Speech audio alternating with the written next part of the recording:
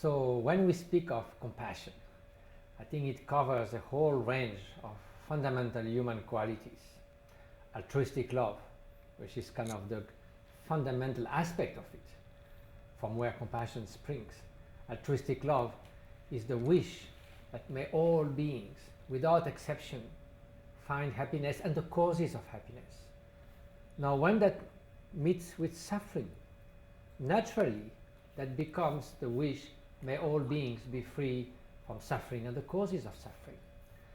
That includes concern for others, solicitude, empathy, a whole range of valuing others, so that once you have recognized that deep within, no one wakes up in the morning thinking may I suffer the whole day and if possible my whole life.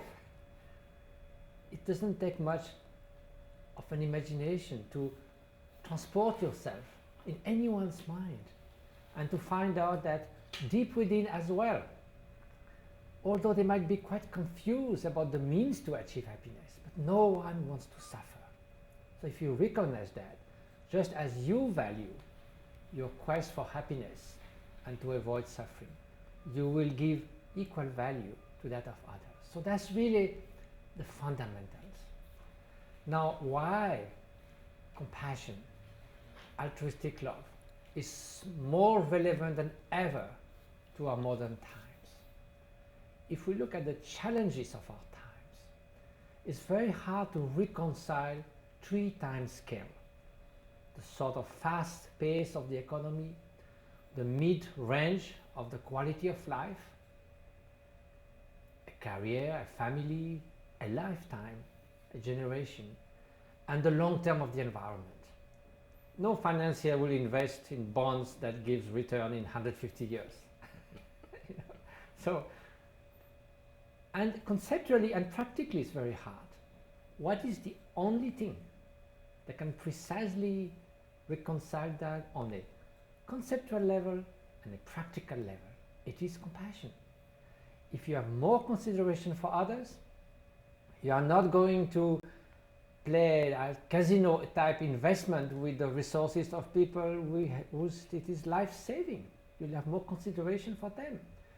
If you have more consideration for others, you will do anything that is necessary to have better conditions at the workplace, in society, in family.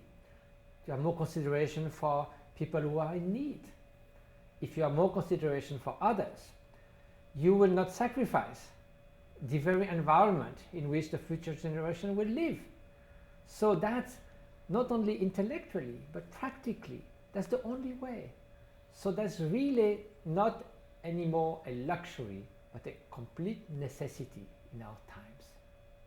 So if we want to bring about a more compassionate, a more altruistic society, there are a number of questions. First, we must recognize that genuine altruism exists. Surprisingly enough, this has been denied by some evolutionists, some philosophers, some psychologists, a lot of economists. But this, I will say a few words, that is not the case. And then, if it exists, how to cultivate it. If we can cultivate it, how to go from personal transformation to a change in society. So first of all, there's been a kind of dogma, it says, scratch an altruist and the selfish will bleed. That means the idea that behind any altruistic action, there will be always some kind of selfish motivation. Now, scientists like Daniel Batson, 30 years of research have shown that yes, authentic altruism exists. New economists like Ernst Fehr has shown that it is not true that altruism has nowhere to be in economics, that we cannot ignore that a lot of people behave in altruistic way, and that's to be incorporated in economic systems. In evolution as well, it's not more just the selfish genes. People who study the evolution of cultures have shown that extended altruism that goes beyond your immediate relatives is possible, is conceivable from an evolutionary point of view. So all that confirms that yes, genuine altruism exists. This is very important, because why should we teach it to our children, compassion and altruism, if they are irreversibly selfish little brats? There's no way. It's like washing a piece of charcoal. It will never become gold, but if it is gold, even gold is fallen in the mud, you can polish it, you can make it bright again, and the nature of gold is always to be pure. So now, how to cultivate? Well, we all have experienced moments of unconditional love and compassion for a child, for someone whom we love. We know deep in our heart that it does exist for sure. But those are states of mind that comes and go. So how can we make it that it is much more always present in our mental landscape? That is the very purpose of mind training. What in the East we call meditation, contemplation.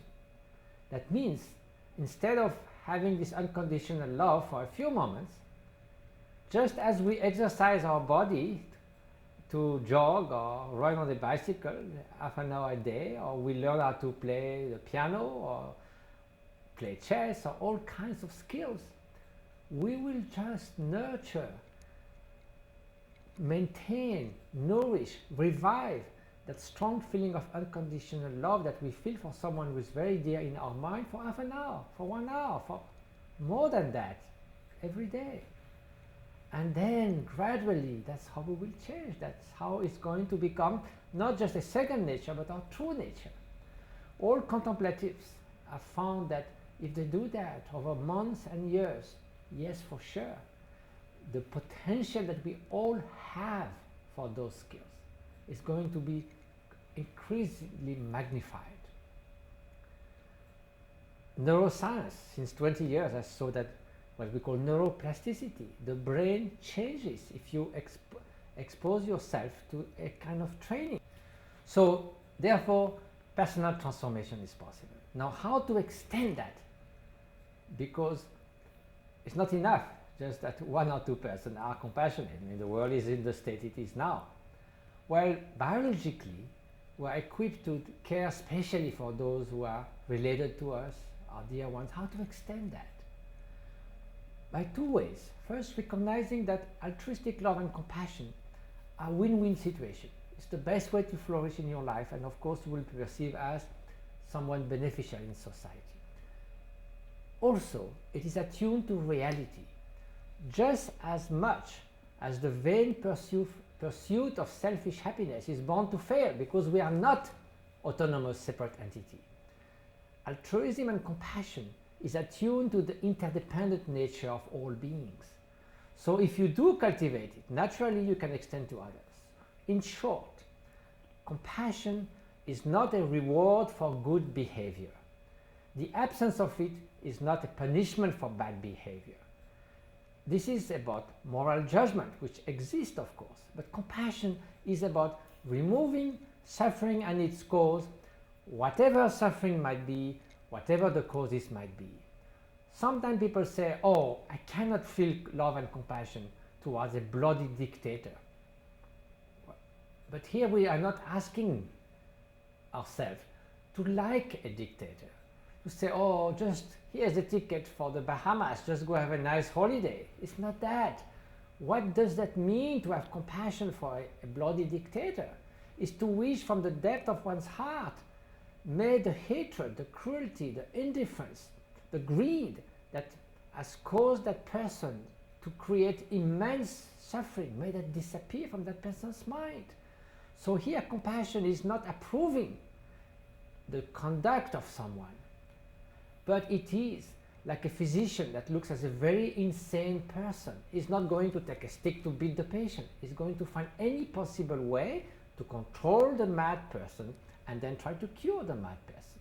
So that's how we can extend gradually compassion from our dear ones to strangers, and eventually to those who are obnoxious people to ourselves, to society, to human beings, to the planet.